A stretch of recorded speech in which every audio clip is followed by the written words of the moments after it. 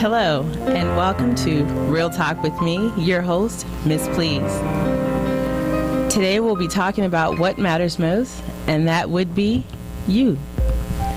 We will discuss success and the techniques to get you there. My co-host today is James Kelly, an author and the host of Aspects of Writing, another talk show here on KLAV at 2 p.m. every other Thursday. And Tuesday. That's all right. Sorry. And my guest, Julie, from Pooch with Style, who is here on Sundays from 6 to 6:30 p.m. All right. Hi, James. How are you this wonderful evening? I'm doing great. How are you doing, Miss Please? Wonderful. All right. Thank you.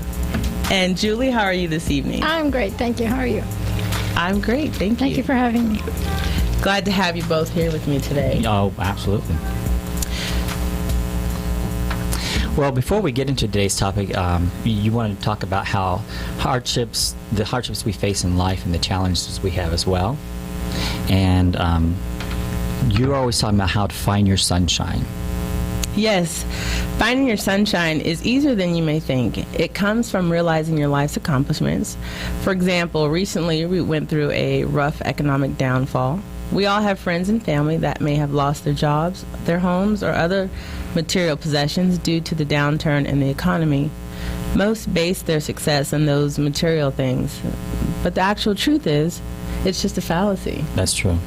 Success is far more than what you own or possess. In a minute, we will talk about the true meaning of success. Okay. If you're just tuning in, you're listening to Real Talk with Miss Please here on KLAV 1230 AM on the dial in Las Vegas.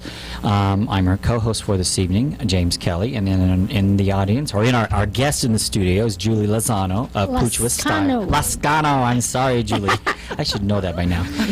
You can view us live in the studio at youtube.com/Aspects of Writing, and when you get there, Aspects of Writing is all one word, just click on the feature button, and we're streaming live. If you have any questions, you can call us in the studio at 702-731-1230, or if you're out of this area code, you can reach us at 1-866-820-5528. I would like to start the show off with a few fun facts. You know, dictionary.com defines success as the accomplishments of an aim or purpose. James, would you like to take the second one? Sure. Yes. PreserveArticles.com states you can define success by motives, which are very powerful tools that explain our behavior.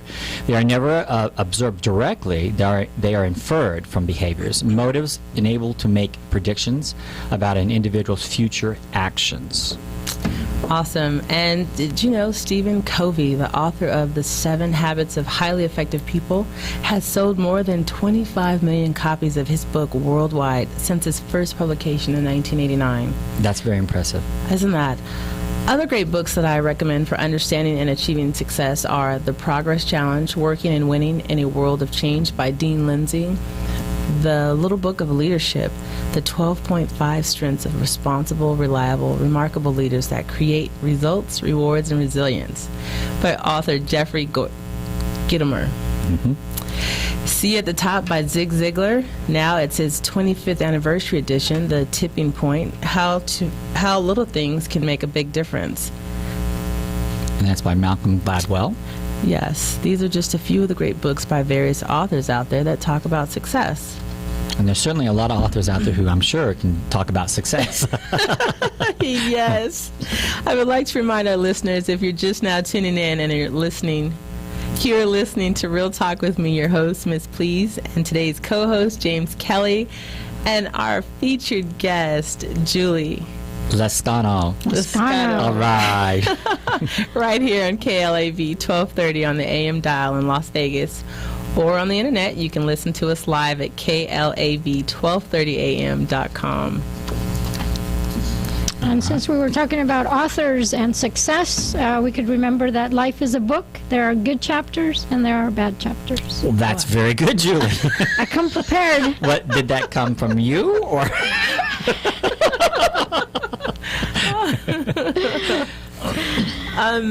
James, I think you will agree, and Julie also, that in some cultures, success is measured by our treasures, as a few of my clients measure success based on children, family, and their spouses. And I think it's important right now I wanted to ask you to, because this is your first show, Yes. and so we want the audience to know a little bit about Ms. Please. So, Ms. Please, can you give us a little bit of your background? Sure. I'm new to the Las Vegas area, Oh, go ahead. and I've been here about 3 years. Okay. I started working with the phone company out here. But you're also a life coach? I am a life and business coach, and I'm writing a book. Oh, great. Yes, I'm excited. It's called He Does, So Why Can't I? Okay. And that's a great title, by the way. Thank So how far along are you with that book? I am ready for it to be proofread. Okay. So we can find a publisher. Well, we'll have to work on that. Since you Yes. do have aspects of writing, maybe we can do something about that. And then when we get the book published, we'll have to have you on the show to talk about it. That'll be awesome. Okay. It's true, Miss Please. According to the successclinic.com, if they aren't deriving a sense of self-worth from other parts of their lives, they may feel that owning a lot of things provides that successful. It is better to find other goals in life and find areas where one can excel without resorting to material possessions as proof of success. And we're going to talk about that later, I think, Yes. about how sometimes we put too much into the material things when it comes in regard to success. Yes, and Julie had great comments about success also. She has a great success story. Yeah, all right. What kind of story? A success story. A success Okay. story. And This- we have to remember because people tend to immediately think money. And money, people need to remember that money attracts the wrong elements at times. So it brings in the wrong energy. Exactly. Yes. So And that's in anything you're doing. something to think about. Yeah. That's true. Okay. For my listeners who feel that they're not successful in the manner that they've planned, I advise you to look in the treasure box inside you and find all the great things that you've accomplished. Examine who you really are, and then write your own story. Recreate yourself. Find that happiness that makes you feel that you've succeeded, because you really won't be successful if you're not happy. Buying things with all your money doesn't make it much better. Possessions are nice, like you said, but they really don't define success. Right. For instance, buying a new car might tickle your fancy for a day or two, woohoo. But the pride of ownership is only temporary, especially when you get the first ding or scratch. And have you ever experienced buying a new car and that happened? I mean, you do feel so proud, oh, I got this brand new car, and then next thing you know, you come from outside a store and someone's already put a dent in it. And then there goes all the joy of having that car. It's gone. So we do put too much into, our material things. So. And Miss Please, I have a friend who came here from the Philippines, and I'm going to tell you a little bit about her story. And the reason I'm telling you this story is because this is a story of success in its own way. This woman grew up in the Philippines. She didn't have a lot of money, and sometimes life over there can be very rough. And she wanted to find a way out. So what she did at age 16 is she placed an ad in a magazine to find a husband. And that magazine is one that you can get here in the United States. A gentleman here in the United States, he saw her ad, and he went to the Philippines to meet her. And it was an instant connection. Now, a lot of times guys go by wives or whatever you want to call it all the time. But in this case, it was really true love. Love at first sight. And so anyway, she probably wondered about it, but in any case, she was willing to take that leap. He brought her back here to the United States. They've been married now for about 20 years. They have 3 beautiful children. 2 are getting ready to go off to college and like straight A students. They have a nice home. They don't have like the most lavish job. They just have ordinary jobs. But at the same time, if you were to ask her if she was successful, she would tell you she won the lottery. I love it. I love that story. And it's a true story, and I think that's what happens, is sometimes if you're looking for success in your life, it's there, you just have to find it. Yeah. I was reading an article today, and a gentleman had said, I would rather be poor and happy than rich and miserable. And you hear that a lot from a lot of people who, well, actually you see that a lot of people that have lost their jobs, they just don't function the same. It's just like, how can I live when I don't have my job and my 6-figure income? And it's like, yes, you keep living. There's a lot out there. Well, I work with people, and I've worked in hotels throughout the years, and oftentimes, especially before the economy fell, everyone did make great money. And we found ourselves always wanting these possessions, and sometimes like people would buy a home, $1 million home. But what was sad is that they would often sit around work bragging about what they had. And having been in businesses in my past and lost, I tried to explain to them, it's really not a good idea to do that, because when you start making people think you're more important or better because of what you have, something can happen down the road and you'll wish you hadn't done that. And ultimately, I would say half the people I work with, their homes went into foreclosure. It's sad, but at the same time, sometimes we have to go through life to understand that success isn't necessarily the material things that you own. Yeah. All right, that's true. And the goal, of course, is to not become the worst version of yourself, which tends to happen when we have these material things. Yes. We lose ourselves, you know? I'm seeing the philosophical side of Julie. I'm not seeing the word. Who is that person? Yes, so Julie, I understand that you have a wonderful success story to share with us this evening. Well, you know, I didn't so much. We actually, we were talking a minute ago, and you know, and I just kind of wrote down so I wouldn't forget. But as you go through life, your journey through life, you begin to realize what you thought was your success 10 years ago is not what it is today. You know, and so you know, as we're traveling through life, we go and we have all these experiences, but in reality, you know, we don't even know what our success really is until, I mean, even 5 years ago, 10 years ago, 50, it always changes, and we're always evolving, so it will always be different. But I've had different success stories, like James was saying. It's not just, it isn't money. I've been fortunate where I've had businesses and they flourished into something that even it was beyond what I thought it could be. But I could tell you honestly, at least at this stage of my life, I had this one business that I started with just $100, and I was fortunate enough that business grew to generate 1.7 million annually. Awesome. But that really, at this point in my life, I could tell you that's not my success story, because I've had so many other experiences, and that's just something that I was grateful for. It was nice, it was a great experience, but it certainly isn't my success story. But I think what you're saying, though, if you think about it, it can be, because you're not measuring by the amount of money you end up making. Your goal was to take $100 and be successful with that $100, and you ultimately were. So it is kind of a success story, because you weren't looking at making, your ultimate goal wasn't, you didn't foresee making $1.7 million a year, I don't think, when you started the $100 business. No, I was shooting for 10 million. Well, maybe I'm wrong. Once again, I'm proved wrong. No, but you're right. It is a success. It isn't my final that I could say. I think what I'm trying to say, that it's not my, you know, that's the greatest thing I've ever accomplished and I've ever done. I've done so many other things that I've been fortunate to be able to do. But that, yeah, you're right. It is a success. I can tell you that having had and lost, it's something that the money's no longer there type and you know, of thing. that goes along with age. Really, sometimes wisdom can do a lot to define what success really is. Yeah. I can honestly say that success for me is something I strive for every day, and it isn't financially. I mean, just having our radio shows, because now we all three have radio shows here on KLAV, as a matter of fact.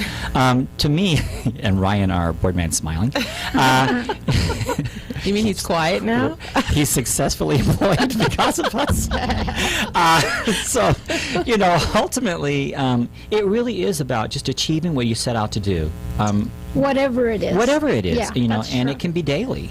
So. See, I've always thought my goal has just been the number of lives that I touch emotionally, that I can help. That's true. That's very successful, right? Yeah, it's never really been about money. It would be nice, but it's just always been about who you can help, who you can influence, or who you can help make a better decision. And whatever it is that we do, be it that or want to build a company or want to do whatever it is. They say the racer is only as good as the pit crew, and so surrounding yourself with good, positive, supportive people, I think, is key to our success, whatever it is in our mind that success is. Right, and it's you really can't be successful on your own if you think about it, because to be successful, you have a goal somehow, it involves somebody somewhere, whether it be in business or just in your personal life, to have a successful marriage, for instance, you've got to have that successful partner. Oh, yes. It doesn't happen on its own. So. No. Speaking of success, one of the things that I like to share with my clients is write your own story.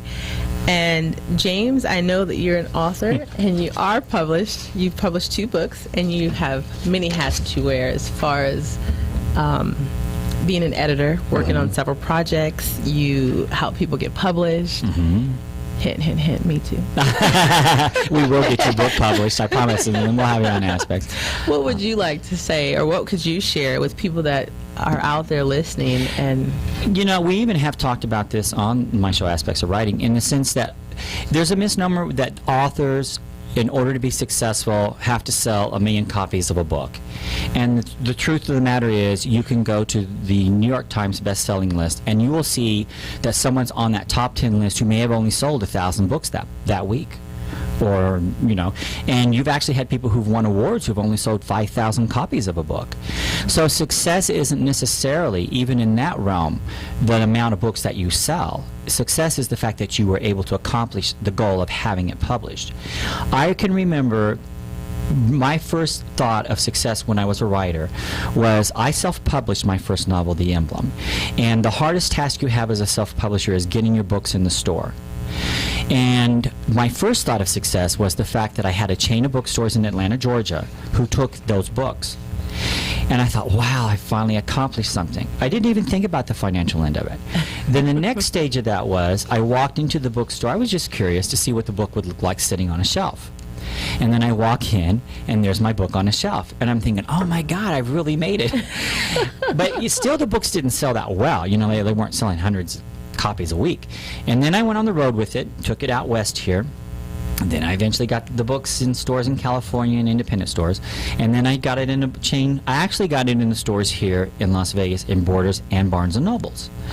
And then I thought, wow, I've really achieved something here. I mean, there is so many levels to success. And once you've reached your goal and succeeded at what you set out to do, you're going to find that there's many layers to success. It's not just one thing. Does that make sense? That's true. You're right. All the money. Well, Miss Please. and your opinion on this? the cat has my tongue right now. I'm sorry. Well, anyway, that's, to me, that's what success is. Now, also, it's your family. You want to have a nice family, and you want to make sure that, and that's part of the success too, is when your family recognizes you and feel like that you've accomplished something. I haven't sold 1 million copies of my book, but I still feel like I succeeded at what I set out to do. Yes, I have to agree with you. I think overall, as long as you set a goal and you complete that goal, I think even if you don't complete the goal, but you reach each small milestone that takes you towards that goal, I think that you're still successful. As long as you're always doing something towards the goal. Right. Whatever that goal is. Yeah. But you can be a successful housewife. My grandmother was a successful housewife for 53 years. And people don't realize just how hard it is to be successful at doing that. She raised 5 children. They had 28 grandchildren. And, this woman worked hard every day. She cooked for my grandfather all 3 meals. She did his laundry and did everything, these things. Maintained the gardens, because where I'm from, we had gardens. I grew up in the Midwest. So success isn't, it can be so many different things. But the most important thing about success, I think, is you're not going to achieve that success unless you find some realm of happiness. There has to be some happiness involved in that success somewhere. That doesn't mean that you're dancing in the streets all day long, that, oh, I did that. But the happiness can be internal, of feeling that, I accomplished that today, and it could be that simple. Like, I accomplished this today, and you succeeded at what you set out to do that day. See, and in that manner, I was reading another article, and it says, make your goals specific, so that you can see the steps that you've taken. And if it takes you, let's say a short-term goal would be 12 months to 24 months. Okay. If it's taking you that long to reach your goal, make sure that you're specific and setting those small goals also, like you said, so that you can see what you've done. A happy marriage, you want to be married 50 years, you got to make sure that you're cooking those 3 meals, you're doing the laundry, maintaining the garden, maintaining every aspect inside the home, taking care of the children, helping with their homework. You got to set goals so that you always feel like you're achieving. I think it's important for us to recognize other people's success as well. That can just be by observing. I'll give you an example. I'll go back to my grandparents again. My grandmother read a book a day. A book a day. And when she would get up in the morning, in between her chores or whatever she's doing, she'd start reading. Now, she was a speed reader, but still. And she would not put that book down, or the novel, or whatever she was reading, until she finished, before she went to bed. She would not go to bed until she finished reading that book. Every day she read a book a day, and I kid you not. Wow. And to me, I can't even fathom doing something like that. Maybe, I'm admiring the fact, but to me, she was so successful in just being able to accomplish that alone. I mean, so we have to look at each person and see, you got to try and find, I think we should all look for success in each other, whatever we're doing. Like right now with your radio show, you just started this show tonight, and you are succeeding already. Absolutely. Thank you. Right. I feel like I'm hyperventilating. Well, you haven't passed out yet, so I think you're okay.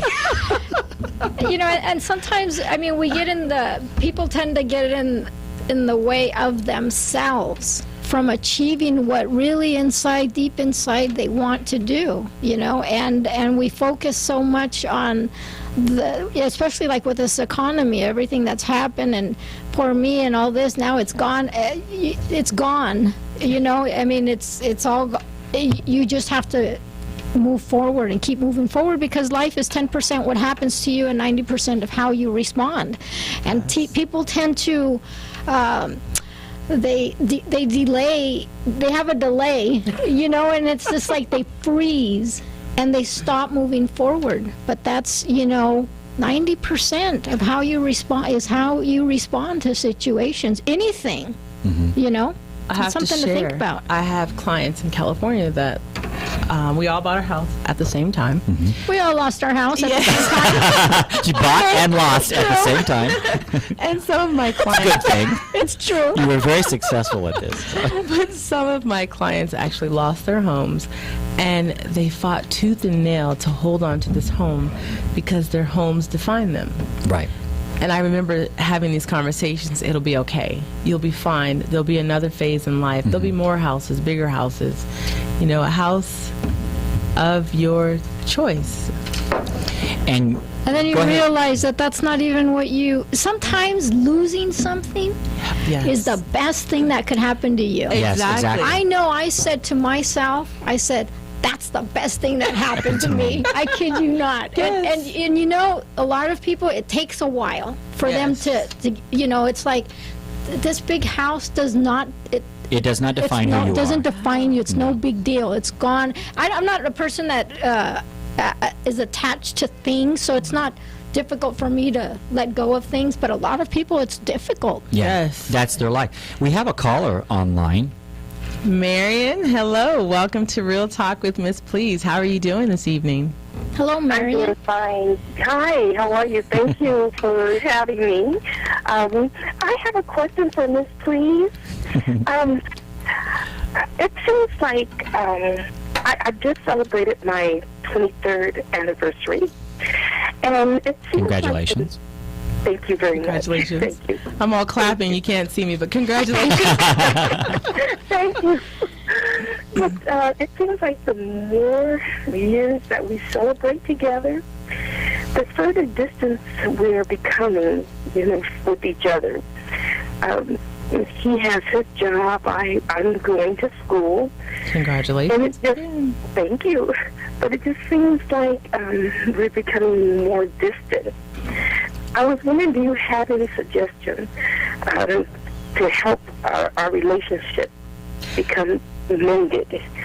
I think so. I think that if your husband is working the long hours and you're going to school, you're both very busy, I would suggest, how about getting some flowers and asking him on a date?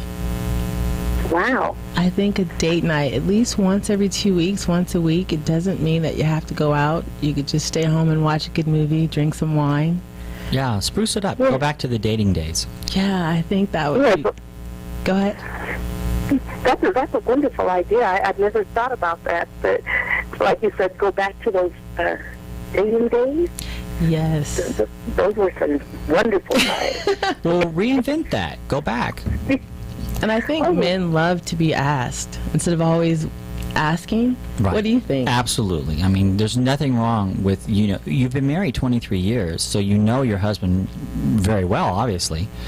So, just tap into those days when you first met. Yeah. That's true. And I never thought about giving him flowers.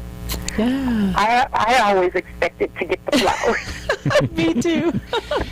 I bet you'll throw him for a loop if you do that. Wow, okay. And so... Oh, I'm sorry. Go ahead. No, I was going to thank you for your advice, but if you had some more, I would appreciate it. Yeah. One of the other things I suggest to a lot of my clients is, starting early in the morning, send little text messages, cute little messages that kind of lead on throughout the day. Sometimes what happens also is that we're so focused on what we're doing, what we want to get, what do we want tomorrow, what do we want next week, but we mustn't forget, don't let the things that you want make you forget about the things that you have. Oh, God. Yes. Yes. A beautiful thought. That's a beautiful thought. Well, thank you, Marion, for joining our show tonight. Last minute for the show, I'd like to thank my co-host for today, James Kelly, for being here, and our guest, Julie Lascano. Thank you so much for having me. Next Sunday, August 5th, we'll return with a live show, and the topic will be positioning yourself to purchase your next home. Whether you're seeking to make your first purchase or a rental property, here are some tips to help you with your next home. My guest will be James Maxwell with Maxwell Realty. Okay, and when you're going to be tuning in, you can actually go, we're going to post something on the aspects of writing websites so that everyone will know more about Ms. Please, and we're going to get that site up and going this next week, and we will announce it. This is your host, Miss Please, and today's co-host is James Kelly and Julie Lascano, reminding you it's all about you, no issues too big or too small. Let's talk.